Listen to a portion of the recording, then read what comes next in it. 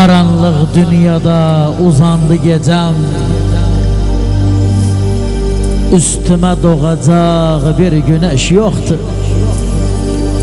Kar yağar üstüme, asbabım yazlık, elimi kızdıran bir ateş yoktu.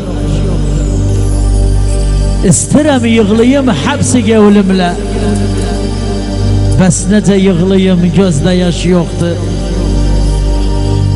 Mert ağayasında köyde kulaklar, kareye kablanı girmez kul ağlar.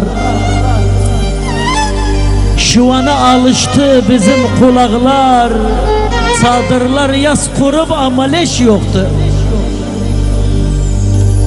Biz nişin dağıldık, derbeder olduk. Bizleri başaran sağ bir baş yoktu. Aslan var sesiyle çamı sirkeler, ne fayda ağzında eğer diş yoktu. Ciğerim koydular dostum ögüne, bıçağın ititti sordu şiş yoktu. Maslahat zamanını yaşırıq işte, vefalı az kaldı, sağ yoldaş yoktu. Bilirsen yatmışın başın kaldırdı, sapanım kupanıp hem de daş yoktu.